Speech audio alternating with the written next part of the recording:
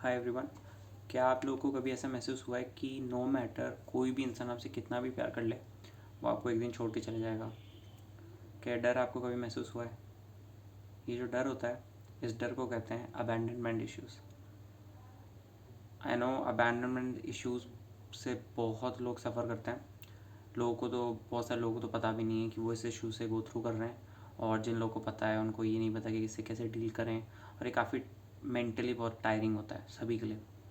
तो आज मैं इस इशू पे बात करना चाहता हूँ और समझना चाहता हूँ कि क्या इसकी जड़ होती है, क्या अपन इसके सॉल्यूशंस निकाल सकते हैं, कैसे इसे अपन डील कर सकते हैं। तो पहले तो ये देखते हैं अबैंडनमेंट इश्यूज़ एक्चुअली में होता क्या है। ठीक है, अबैंडनमेंट इश्यूज़ जो होते हैं ना, वो सिंपली एक डर होता है कि लोग एक दिन आपको छोड़ के चले जाएंगे। ठीक है, चाहे वो कोई भी हो, चाहे वो आपके पेरेंट्स हों, चाहे वो आपका पार्टनर हो, आपका हस्बैंड हो, वाइफ हो, गर्लफ्रेंड बॉयफ्रेंड कोई भी हो, आपके दोस्त हो फॉर डैट मैटर, कि आपको लोग एक दिन छोड़ देंगे। आपकी जो सेल्फ वर्थ होती है ना, वो बहुत लो होती है।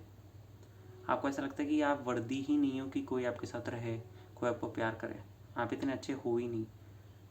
आप अपने आप को बहुत लो देखते हो, बहुत कम आंकते हो। ऐसा लगता है कि लोग आपको छोड़ देंगे, आप इतने अच्छे हो नहीं। ठीक है, तो ये जो डर होता है ना, ये जो इश्यू होता है, low self esteem, low self worth, fear of being abandoned by the people you love, इस इशू को ही अबैंडनमेंट इशू कहते हैं। ठीक है, ये इशू होता क्यों है, आता कहाँ से? मोस्टली मोस्टली केसेस में ये चाइल्डहुड से जुड़ा हुआ होता है। ठीक है, और इसके मेन कॉजेज़ होते हैं कि इमोशनली और फिज़िकली अनअवेलेबल पेरेंट्स। ठीक है, आपकी पेरेंटिंग में थोड़ी बहुत कमी रह जाती है, जिसकी वजह से ये इश्यूज़ आ जाते हैं।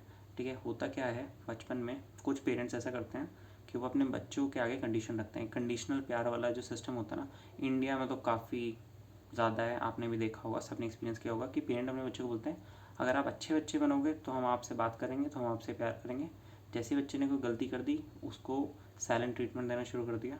ठीक है, उससे बात नहीं कर रहे। ठीक है, उसकी तरफ गुस्सा हो गए, उसको निगलेक्ट कर दिया। ठीक है, इससे होता क्या है, बच्चे का जो दिमाग होता है ना, वो कंडीशन हो जाता है।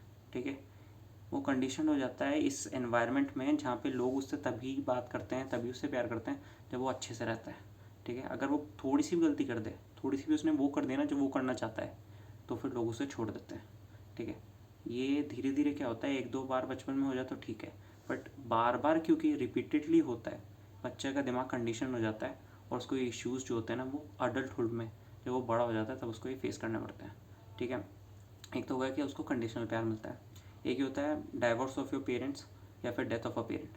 किसी पेरेंट की अनअवेबिलिटी, या तो आपके फादर हो गए या मदर हो गए, वो उनका ना होना आपके बचपन में अबैंडनमेंट इश्यूज़ लेके आ सकता है। क्यों? क्योंकि कोई एक था जिसका प्यार आपको नहीं मिला, या तो आपके फादर नहीं थे या आपकी मदर नहीं थी, तो आपको वो जो प्यार था ना, दोनों माँ बाप का प्यार था, वो नहीं मिला।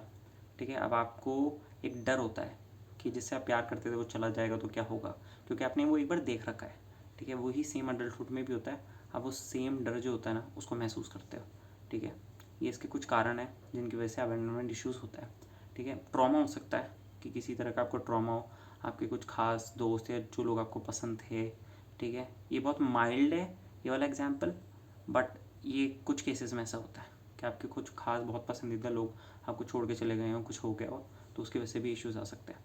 ठीक है, अब होता क्या है इस इश्यूज़ में, होता क्या है, जो लोग इसे सफ़र करते हैं उनके साथ होता क्या एक्चुअली होता ये है कि जब वो किसी रिलेशनशिप में आते हैं, तो पहली चीज़ तो वो अपने पार्टनर पर कभी फुली ट्रस्ट नहीं कर पाते। उनको हमेशा डर रहता है कि उनका पार्टनर उन्हें छोड़ देगा। एक चीज़ तो ये। दूसरी चीज़, वो खुद अपने रिलेशनशिप को, ठीक है, बर्बाद करते हैं। या तो वो अपने पार्टनर को खुद छोड़ देंगे इस डर में कि वो उन्हें एक दिन छोड़ देगा, तो पहले मैं ही छोड़ देता हूँ एक, या फिर वो किसी टॉक्सिक इंसान के साथ अटक जाते हैं। ठीक है, ये उनके साथ ये बहुत कॉमन मिस्टेक है जो सब लोग करते हैं, जो आपने हर जगह देखी होगी। क्योंकि कोई इंसान है, आपको पता है उसका रिलेशनशिप ख़राब है, उस इंसान को पता है उसका रिलेशनशिप बहुत ख़राब है, उसका जो पार्टनर बहुत टॉक्सिक है, उसको उस रिलेशनशिप में नहीं रहना चाहिए, उसके बावजूद वो उसमें अटका रहता है, और हमेशा अटका रहता है जब तक कुछ बहुत ही बड़ा ना हो जाए और उस रिलेशनशिप को तोड़ना ही पड़े, लास्ट में ब्रेकअप ही हो जाए। बट वो अटका रहता है, वो कभी मूव आउट नहीं करता उससे। क्यों नहीं करता? Abandonment issues. उसको ऐसा लगता है कि मैं वर्दी ही नहीं हूँ प्यार के।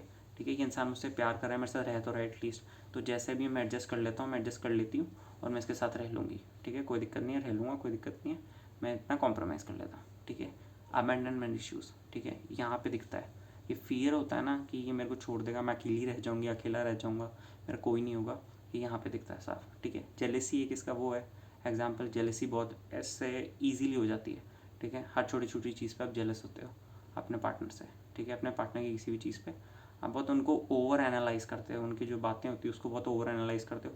आप देखते हो क्या कर रहे हैं, क्या बोल रहे हैं, कौन उनके आसपास है, किसने क्या बोला, कौन उन्हें कैसे देख रहा है, क्या उनके एक्शंस है, बिहेवियर है, आप सब कुछ बहुत ओवर एनालाइज करते हो, ठीक है। ये उसी की वजह से आता है क्योंकि आपको एक खौफ है कि मेरा पार्टनर मुझे छोड़ना दे, कि जिससे मैं प्यार करता हूँ वो मुझे छोड़ना दे, ठीक है। तो आप उसे ऐसे बांध के रखना चाहते हो खुद के पास। ये क्या है, ये एक एग्जाम्पल है उसका कि ये बहुत होता है। फियर तो हमेशा रहता ही है, ठीक है, कि वो आपको छोड़ना दे। और ये कुछ कॉजेज़ हैं जो उसके होते हैं, ठीक है। कॉजेज़ अपन ने देख लिया, एग्जाम्पल अपन ने देख लिया। अपन ये देखते हैं कि इससे हील कैसे किया जा सकता है, क्योंकि ये सबसे इंपॉर्टेंट पार्ट है हीलिंग में। फर्स्ट ऑफ ऑल सबसे ज़रूरी तो ये है कि आप इस इशू को है ना एड्रेस करो। पहले बात तो ये मानो कि आपको शायद ये इश्यूज़ हैं, ठीक है। अपने आप को देखो, समझो कि शायद मैं ऐसी चीज़ें करता हूँ, शायद मैं ऐसी चीज़ें करती हूँ और मुझे इश्यूज़ हैं, ठीक है। और इसे डील करना बहुत इंपॉर्टेंट है क्योंकि आपके रिलेशनशिप्स को हिंडर करेगा, ख़राब करेगा, ठीक है। मेंटल जो हेल्थ है उसको ख़राब करेगा, ठीक है। पीसफुल नहीं रहेगा आपका रिलेशनशिप कभी भी किसी के भी साथ, क्योंकि वो डर हमेशा आपके दिमाग में रहेगा। तो सबसे इंपॉर्टेंट तो ये है कि इस इशू को एड्रेस करो, ठीक है। सेकंड ये हो सकता है कि रिकनेक्ट करो अपने इनर चाइल्ड से, ठीक है, क्योंकि ये issue is deeply rooted from your childhood. It becomes very important for you to reconnect with your child, ठीक है। समझो कि मैं बचपन में कैसा था, कैसी थी, ठीक है। मेरे क्या वो डिज़ायर्स अभी भी हैं, क्या मेरे में वो बचपना अभी भी है। बचपना इन द सेंस क्या वो इनर चाइल्ड अभी भी मेरे अंदर है, कि क्या अभी भी मैं पहले जैसा महसूस करता हूँ, करती हूँ। समझो अपने आप को, ठीक है। प्यार करो खुद से, उस अंदर के बच्चे से प्यार करो जो दबा रह गया, जो जीवन में जल्दीबाजी, सब ट्रॉमा, सब स्ट्रेस, इस चक्कर में बड़ा होना पड़ गया, जिसको जल्दीबाजी में वो बच्चा कहीं ना कहीं रह गया, उसका चाइल्डहुड पूरा नहीं हुआ, ठीक है। तो उस बच्चे से रिकनेक्ट करो, ये सबसे इंपॉर्टेंट है, ठीक है। ये सब दोनों चीज़ें करने के बाद सबसे इंपॉर्टेंट चीज़ ये आती है थेरेपी।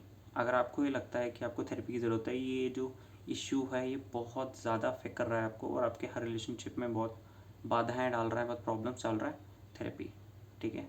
थेरेपी सीख करो, मेडिकल प्रोफेशनल, साइकोलॉजिस्ट, साइकेट्रिस्ट, इन लोगों से आप बात करो, ठीक है। थेरेपी आप सीख करो प्लीज़, ठीक है। तीसरी सबसे इंपॉर्टेंट चीज़, अपने आप को जानना शुरू करो, ठीक है। चौथी, अपने आप को जानना शुरू करो, समझो कि मैं क्या हूँ, मेरे एक्शंस क्या हैं, मेरे बिहेवियर्स क्या हैं, क्या मेरे ट्रिगर पॉइंट्स हैं, कौन सी चीज़ें जो मुझे ट्रिगर करती हैं, मेरे अलग अलग बिहेवियर किस चीज़ों में निकल के आते हैं, ठीक है। जब मैं वो बिहेवियर करती हूँ तो उसके कॉन्सिक्वेंसेज होते हैं, ठीक है। सब समझो अपने आप को, ठीक है। अपने आप से जितना प्यार करोगे ना, जितना टाइम खुद को दोगे, ठीक है, उतना बेहतर है। दूसरे क्या कर रहे हैं, क्या बोल रहे हैं, छोड़ दो, खुद पे ध्यान दो। खुद को समझो कि मेरे लिए क्या इंपॉर्टेंट है, मेरे साथ क्या हो रहा है, मेरे क्या इश्यूज़ हैं, ठीक है। उनसे डील करो। मैं जानता हूँ सोचते समय इसके बारे में डील कोई नहीं करता, सोचते सब लोग हैं, डील कोई नहीं करता। So it becomes very important that you start taking smaller steps towards healing your own self, ठीक है। टॉपिक जो है बहुत डीपली डिस्कस कर सकते हैं, बहुत बड़ा हो सकता है, एक्सप्लेन कर सकते हैं, बट वीडियो बहुत बड़ी हो जाएगी। तो अगर आप में से कोई भी इस टॉपिक के बारे में या किसी भी और भी टॉपिक के बारे में बात करना चाहता है या आप चाहते हो कि मैं इसके बारे में बात करूं, तो please write it in the comment section. और ऐसी बहुत सारे वीडियोस आगे भी आने वाले हैं, मैं सारे इश्यूज़ एड्रेस करने की कोशिश करूँगा। इन सारे टॉपिक्स में मैं खुद बहुत इंटरेस्टेड हूँ, तो इन पे वीडियोज़ आती रहेंगी। So subscribe to the channel and thank you for watching. Take care of your self please.